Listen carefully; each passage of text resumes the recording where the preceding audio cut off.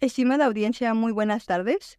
Les saluda la maestra Micaela Ramírez Salvador, eh, docente de la Academia de Derecho. Bueno, en este tercer episodio de la Radio IEP vamos a abordar el tema de movimientos estudiantiles.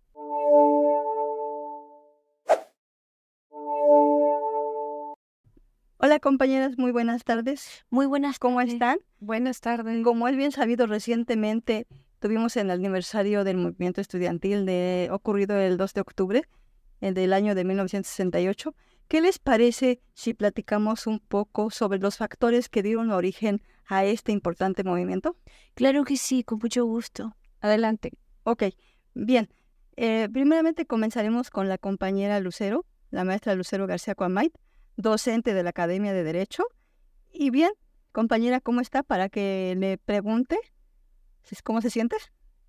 Pues, como adolescente. Ok, muy bien, muy bien. Tengo frío y nerviosa, pero bueno, es mi primera vez que hago algo así que se llama podcast. Bien. Y entonces, pero bien, aquí animada, con ganas de aprender y también de reflexionar sobre esta conmemoración que recién pasó y pues que nos sirve también a nosotras para fortalecer nuestro compromiso con los jóvenes estudiantes. Muy bien, muy bien. Entonces, va la primera pregunta para la compañera. Bien, ¿qué causas principales considera que dieron origen a este movimiento estudiantil que se suscitó el día 2 de octubre de 1968 en la Plaza de las Artes Culturales de la Ciudad de México? Bueno, este es para mí y bueno, desde que era estudiante de la preparatoria, la licenciatura y posteriores estudios, considero que es un movimiento que se requiere repasar, repensar, se requiere conocer los hechos históricos reales desde diferentes ámbitos, ¿no? Desde la parte política, social, ideológica, ya más adelante se abordará esa parte ideológica. También qué es lo que pasaba en el contexto internacional, ¿no? Pero en este sentido, puedo decir, y apoyándome de unas notas que traje, ¿no? Aquí a esta actividad, a esta sesión, puedo decir que este movimiento pues tuvo ahí situaciones o hechos, sí, que marcaron este momento histórico de México, ¿no? Y dentro de eso dice la historia, ¿no? Que fue a partir de que el 26 de julio sí hubo una represión estudiantil precisamente de 1968 que alcanzó niveles que los estudiantes no conocían, ya que ellos en esa manifestación pues mostraban o manifestaban lo que se vivió dentro de las instalaciones de dos instituciones de la Ciudad de México. ¿Sí? ¿Qué pasó? Los estudiantes del Politécnico, sí, y ¿qué puedo decir? De una preparatoria incorporada a la UNAM, sí, principalmente estudiantes de la vocacional 2 y 5 del Instituto Politécnico Nacional, contra los alumnos de la preparatoria particular Maestro Isaac Ocho Terena, incorporada a la UNAM, pues tuvieron ahí un pleito estudiantil, ¿no? Por un encuentro deportivo. ¿Y qué pasó? Pues a las instalaciones de esta institución, pues llegaron granaderos para reprimir a los estudiantes. Esto ocasionó que, como lo dije antes, que el 26 de julio, pues se manifestaran por la intromisión de las fuerzas policíacas a la institución y pues por los heridos que se había ocasionado en este enfrentamiento. Posteriormente se fueron adhiriendo diferentes grupos de estudiantes de otras instituciones con el fin de apoyar esta manifestación, ¿no? Que dolía, ¿no? Que no había esa libertad de expresión y que un conflicto dentro de una institución pues se hizo mayor, ¿no? Y pues más adelante pues se van suscitando encuentros que llega al 2 de octubre, ¿no? Que el cual pues termina con una matanza, ¿no? O un encuentro en el cual pues la población civil fue acribillada, ¿no? Ok. Muy bien.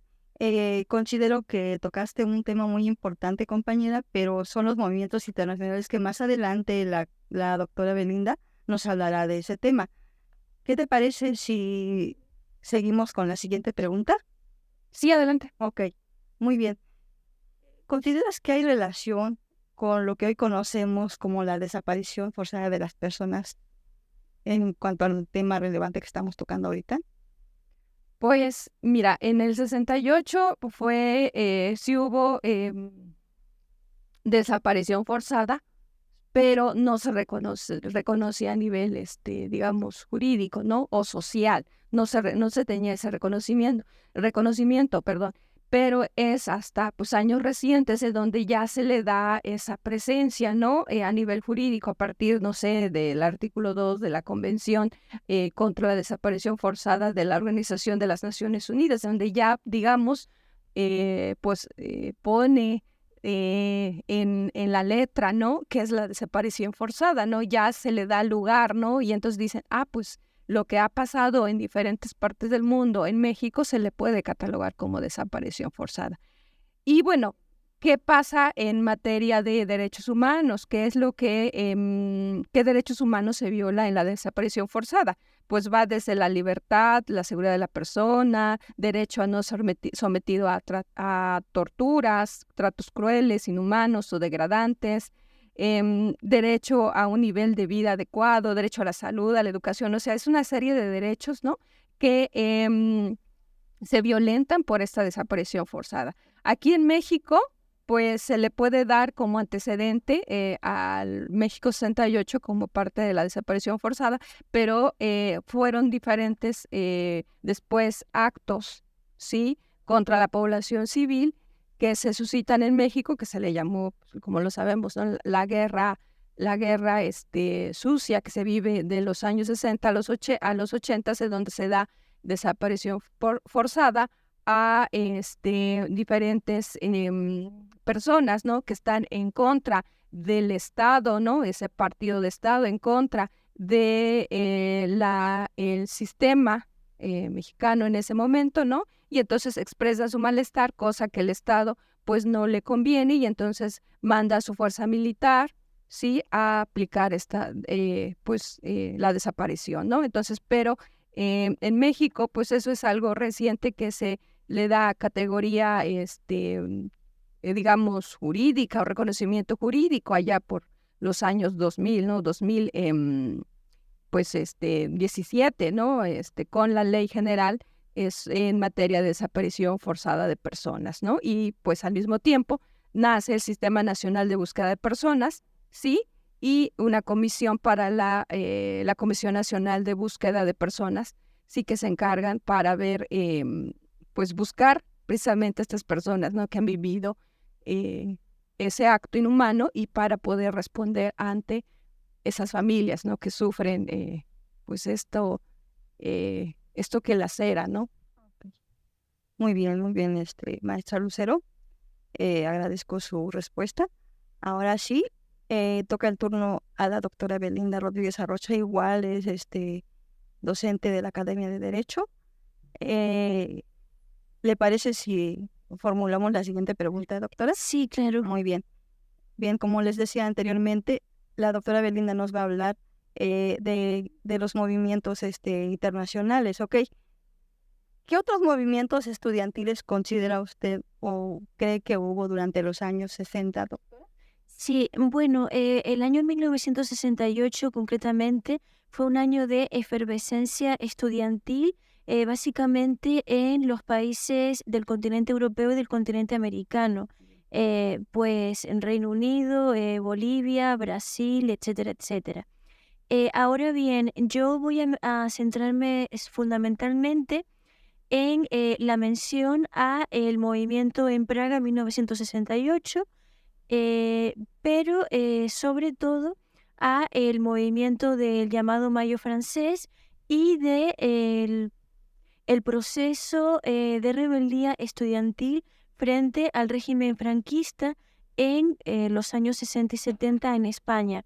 Bueno, no voy a profundizar demasiado en el episodio de Praga, pero sí debemos de tener en cuenta que el episodio de Praga ilustra perfectamente, podríamos decir, un cansancio social, intelectual, ante la represión ejercida por el modelo autoritario socialista en ese caso. De hecho, esa represión desencadenó entre buena parte de los intelectuales de izquierda europeos una división interna.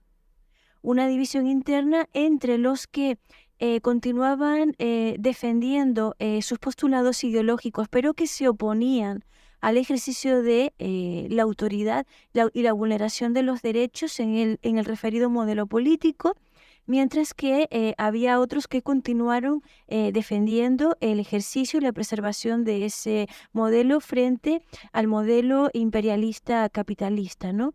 Pudiéramos afirmar. En lo que concierne al mayo del 68 francés, al famosísimo mayo o 68 parisino, debemos partir del hecho de que fue una época en la que se había producido un paulatino incremento de la población estudiantil francesa. Y se había producido también un incremento de la capacidad de consumo y de la población de ese país y un aumento de la considerada clase media. Entonces, en el propio seno de buena parte de la burguesía parisina, surgieron interrogantes y nuevos planteamientos acerca de los valores que debían estar presentes en su sociedad y se plantean críticas frente al modelo tradicional de la familia, el modelo tradicional económico, a la situación de los trabajadores, etc. Entonces, pensemos, por tanto, que esas críticas se formularon dentro de un amplio sector de la burguesía de la época, de la burguesía en esa capital europea. En lo que respecta específicamente al movimiento estudiantil, debemos mencionar necesariamente la participación inicial de la Universidad Francesa Periférica de Nanterre y el traslado del movimiento a la Universidad de la Sorbona, que como sabemos perfectamente era la universidad de mayor prestigio en Francia y sigue siendo una de las universidades de mayor reputación en el país. En un primer momento se consideró que el movimiento obrero, las reivindicaciones obreras y las reivindicaciones estudiantiles iban a ser reivindicaciones de un cariz muy distinto entre sí, pero muy pronto se advirtieron ciertas similitudes y ciertas conexiones, ¿no? Cierta comunión del pensamiento. Bueno, ¿cuáles fueron algunas de las consecuencias más importantes del Mayo francés? Bueno, pues podríamos decir que realmente una de las principales reivindicaciones del Mayo francés fue la amplitud de las libertades y el replanteamiento de los valores de la sociedad francesa. Entonces, en lo que respecta al replanteamiento de los valores, se produce una importante movilización social por la reivindicación de los derechos de la mujer, también por la reivindicación de la libertad sexual, de unas relaciones más igualitarias entre sexos, etc. Entonces podríamos considerar que el Mayo 68 francés fue una contribución muy importante a el cambio de paradigma de la mujer en la época, ¿no? El cambio de paradigma vital de la mujer. Entonces esa fue una de las aportaciones decisivas de este movimiento a la sociedad de las décadas posteriores, ¿no? Fundamentalmente a la población femenina. Entonces, a raíz del Mayo del 68 se produjeron algunas reformas importantes, pocos años después, como la despenalización del aborto, el reconocimiento de mayores libertades a la población femenina del país, y ese reconocimiento se fue extendiendo a otros países del entorno, fundamentalmente en los años 70 y comienzos de los años 80. En lo que concierne a España, debemos partir del hecho de que España se trataba de un contexto político a finales de los años 60 muy diferente al francés y también muy diferente al contexto socialista de Praga. Entonces, en el caso de España nos encontrábamos en el año 68 en un régimen autoritario conservador como era el del general Francisco Franco. Entonces, el movimiento de los estudiantes venía sobre todo referido a una transformación, a una ampliación de las libertades frente a la represión del poder estatal, no frente a la represión ejercida en el seno de ese modelo político. Entonces hubo una serie de movilizaciones, fundamentalmente en las ciudades de Madrid y Barcelona, en los años 68 y 69. Esas movilizaciones pues acabaron con fueron reprimidas por las fuerzas del orden del aparato estatal franquista de la época. Y el protagonismo estudiantil fue mermado en contraste con el progresivo aumento del protagonismo obrero en la década de los años 70. Entonces, los estudiantes pierden protagonismo en estas movilizaciones por las libertades en los años 70 y son sustituidos fundamentalmente por sindicatos clandestinos obreros y otros grupos. Hay que decir fundamentalmente que en la época de la transición del modelo autoritario al modelo democrático en España, pues el Partido Comunista Español en la clandestinidad jugó un papel bastante importante en la reivindicación de las libertades. En lo que concierne a enclaves geográficos periféricos, como por ejemplo las Islas Canarias, debemos de hacer mención, por ejemplo, a las movilizaciones de los estudiantes a finales de los años 70, fundamentalmente antes de la promulgación de la Constitución de 1978, y que conllevaron no solo la reivindicación de sus derechos como estudiantes, sino su solidaridad con las reivindicaciones obreras de los trabajadores de la refinería en la ciudad de Santa Cruz de Tenerife, por ejemplo, o de los trabajadores del sector del transporte público o del sector del frío, ¿no? De la maquinaria con frío. Entonces, entre otras muertes por parte de las fuerzas del orden, pues cabe mencionar la de el estudiante Javier Fernández Quesada en la Universidad de La Laguna, en las escaleras del edificio central de la Universidad de La Laguna, unos meses antes un año antes aproximadamente, unos 12 meses antes de la promulgación de la Constitución de 1978, ¿no? Es justo en esa efervescencia estudiantil y social de la transición a el modelo democrático. Gracias, doctora. ¿Le parece si continuamos con la siguiente pregunta? Sí, claro, por supuesto. Muy bien. ¿Considera que hubo relación entre estos movimientos sociales con las nuevas corrientes filosóficas? Sí. Bueno, fundamentalmente en estos movimientos sociales en el área francesa se ha estudiado y era muy evidente la conexión de este movimiento con algunas facciones de izquierda, no de la totalidad de la izquierda, pero sí de algunas facciones de izquierda francesas, que eran facciones que se habían desvinculado del modelo soviético y que abogaban por otras corrientes doctrinales, ¿no?